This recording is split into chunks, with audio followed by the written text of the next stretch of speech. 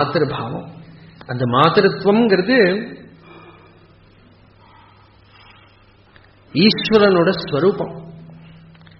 பித்ருபாவம்ங்கிறதும் ஈஸ்வரனோட ஸ்வரூபம். நமக்கு தபஸ் வேணுமானால், நியமனம் வேணுமானால் பித்ருபாவம் வேணும், ஆறுதல் வேணுமானா மாதృபாவம் வேணும். ஒரு தேவாரம், தாயினுள் அன்பு வைத்தார், தந்தையுள் அறிவு வைத்தார். இவாளோடது இல்லையா அது? இவாளுக்கா வந்த அன்பு இல்லை, இவாளுக்கா வந்த அறிவு இல்லை. தாயினுள் அன்பு வைத்தார், தந்தையுள் அறிவு வைத்தார். வச்சது அவன். திருநாவுக்கர சுவாமியின் தேவாரம்னு அதுல சொல்றார். சில பேர்லாம் சொல்றோமே, நமக்கு பக்தியே வரமாட்டேங்கிறது, உருக மாட்டேங்கிறது எல்லாம் சொல்றோமே. அவர் என்ன சொன்னார்? அவன் பாட வைத்தால் பாடாதார் யாரோ, அவன் ஆட வைத்தால் ஆடாதார் யாரோ சொல்லி என்ன சொல்றாரு? அவன் உருக வைத்தால் உருகாதார் யாரோ. அந்த மெல்டிங் கூட அவங்கிட்டேருந்து வரணுமா? அது அந்த அந்தர்யாமியிலேருந்து வரணும். டிராமா போட்டுட்டோம்னு காரியம் இல்லை இல்லையா? சில பேர் ட்ரெயின் பண்ணி பதில தொடங்குறதுக்கு முன்னாடியே அழ ஆரம்பிச்சுடுவாங்க. அப்படி வெளியிலேருந்து அழுதா பிரயோஜனம் இல்லை, ஹிருதயத்துக்குள்ளேந்து வரணும். அப்போ அது வாஸ்தவமான பக்தி. இது இப்ப எதுக்கு சொன்னேன்னா, இந்த மாத்திரு தத்துவம் இருக்கே அது ரொம்ப சிறந்தது. மாத்திரு தேவோ பவ, பித்ரு தேவோ பவ, ஆச்சாரிய தேவோ பவ எல்லாம் ஸ்ருதி சொல்றது. அந்த மாதாவில காணக்கூடிய தேவனை அர்ச்சிக்கணும், பிதாவில காணக்கூடிய தேவனை ஆராதனை பண்ணணும், குருவுல காணக்கூடிய தேவனை ஆராதனை பண்ணணும். ஸ்ருதி நமக்கு சொல்லிக் கொடுக்கிறது. இதை ரிஷிகளெல்லாம் நமக்கு பண்ணி காட்டினா, பகவத் பாதாள் பண்ணி காட்டினா.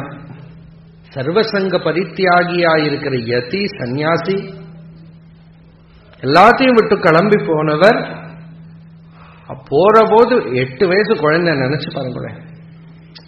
நம்ம அது குழந்தை இங்கேருந்து வாசல்ல போனா ஒரே டென்ஷனா இருக்கு நமக்கு இல்லையா?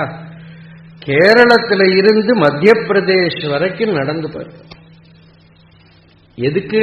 பிரம்ம வித்யாலாபத்துக்கு குருவை தேடின. அப்படி பண்ணின பெரிய தியாகத்தோட பலமாக்கு நாம சௌக்கியமா உட்கார்ந்து சாப்பிட்டு இருக்கோம். அதுதான் தபஸ். அப்படி பண்ணின ஒரு தபஸ். 8 வயசுல கிளம்பி போன அந்த குழந்தை, அம்மா அழுத போது ஆரியாம்பா தேவி தபஸுனால பெற்ற குழந்தை, பகவதாராதனா பலமா பிறந்த குழந்தை. ஒரு குழந்தை பிறக்கணும்னா அப்படி பிறக்கணுங்கிற விவேகானந்தர் சொல்றார் இடத்துல, that child which is not the fruit of tapas, prayer, is a curse to humanity. அது சாபமா போயிடுமா? பகவத் ஆராதனையிலேருந்து பிறக்கலையானால் அது சாபமா போயிடுது. அப்படி பகவான் கிட்ட பிரார்த்தனை பண்ணி அன்புல இருந்து பிறக்கணும். ரிஷபதேவருக்கு 100 குழந்தைகள் பாகவதத்துல எப்படி பிறந்தான? ஹிருதயேன ஜாத்தாக அப்படிங்கிறது, அந்த ஹிருதயத்திலேருந்து பிறந்தாலும். அந்த மாதிரி அந்த தபஸ்ல தான் மகான்கள் பிறக்கிறா. பகவத் பாதாள் கிளம்பி போற போது ஆரியாம்பா தேவி கிட்ட சொன்னா, நீ ஸ்மரண பண்ண, நான் வந்துடுறேன்.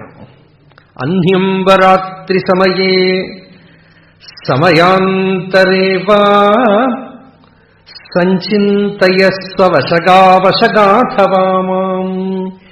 ஏஷ்யாமி தத்ர சமயம் சகலம் விஹாய விஸ்வாசமாப்னுபி ஆப்னுஹி மிருதாமபி சம்ஸ்கரிஷ்யே அப்படின்னு சங்கர விஜயன் ஸ்லோகம். அது ராத்திரியா இருக்கட்டும், பகலா இருக்கட்டும், எந்த நேரமா இருக்கட்டும், என்ன நினைச்சுக்கோ வந்துடுறேன். அப்படி வந்துட்டார் இல்லையா? ஆத்ம தீர்த்தம்னு பகவத் பாதாள் சரித்திரம் கிரந்தம் இருக்கு. அது அது எல்லாம் தமிழ்ல, மலையாளத்துல, ஹிந்தியில, இங்கிலீஷ்ல எல்லாம் இருக்கு. தெலுங்குல இன்னும் வரல. அது சில பேர்லாம் முயற்சி பண்ணிட்டு இருக்காங்க.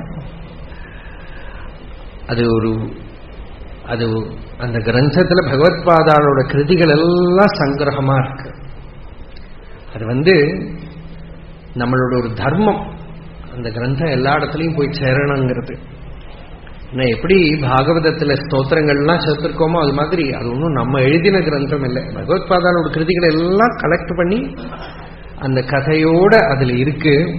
நம்ம யாருக்காவது ஒரு பிரசன்ட் பண்றது கூட அந்த கிரந்தத்தை எடுத்து கொடுக்கலாம். அது பார்த்தோம்னா பகவத்பாதாள் தாயார பார்க்கறதுக்கு வரது.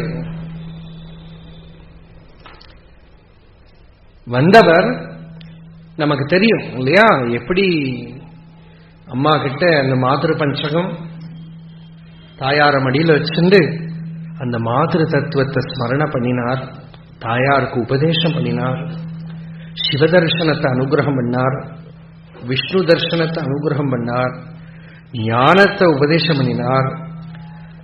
அந்த ஞான நிலையில ஆரியாம்பாதேவி சரீரத்தை விட்டார். சிவபுஜங்கம் விஷ்ணு புஜங்கம் எல்லாம் அப்ப வந்தது சொல்றார் ஆரியாம்பாதேவிக்காக. அந்த மாதிரி மாத்ரு தத்துவத்துக்கு இன்னொரு திருஷ்டாந்தம் நாம பாகவதத்துல பார்த்தோம். கபிலர் தேவஹூதிக்கு உபதேசம் பண்ணினது. அப்படியே தொடர்ந்து வர பட்டணத்து சுவாமிகள் அவ தாயாருக்கு வாக்கு கொடுத்தார், நீங்க சரீரத்தை விடுற வரை இந்த ஊரை விட்டு போக மாட்டேன்னு. 2 நாள் முன்னாடி அவர் கதை சொன்னேனே, அந்த ஊர்லயே அவ தாயார் சரீரத்தை விடுற வரை இருந்தார். அவ சரீரத்தை விட்டதுக்கு அப்புறம் அவ உடம்பு வச்சுட்டு அவர் பாட்டுனாலேயே நெருப்பேற்றினாராம். இந்த பாட்டு ரொம்ப பிரசித்தம். முன்னையிட்ட தீ முப்புறத்திலே, பின்னையிட்ட தீ தென்னிலங்கையில், அன்னை இட்ட தீ அடிவயத்திலே, யானும் இட்ட தீ மூழ்க மூழ்கவே அப்படின்னு. அப்படி கபகபா நெருப்பு எரிய ஆரம்பிச்சிட்டான். முன்னையிட்ட தீனாக்கா பரமேஸ்வரன், சிவன் போட்டது முப்புறத்துல திரிபுர தகனம். பின் ஐனாக்கா ஈஸ்வரன். 2 தான் முன்னாடி சொன்னேன், ஐங்கிறது ஈஸ்வரனுக்கு பேரு. அது ஐயா அப்படியெல்லாம் அதுல இருந்தா வந்தது. பின் ஐ அப்படிங்கிறது நாராயணன் எடுத்துக்கலாம். சக சீதாதேவி, சீதாதேவியோட நெருப்பு. சீதையோட அக்னியை எடுத்து தான் ஆஞ்சநேயர் லங்கையில வச்சாராம். ததாக லங்காம். பின்னையிட்ட தீ தென்னிலங்கையில், அப்புறம் அன்னை இட்ட தீ. அன்னைனாக்கா குண்டலினி சக்தி.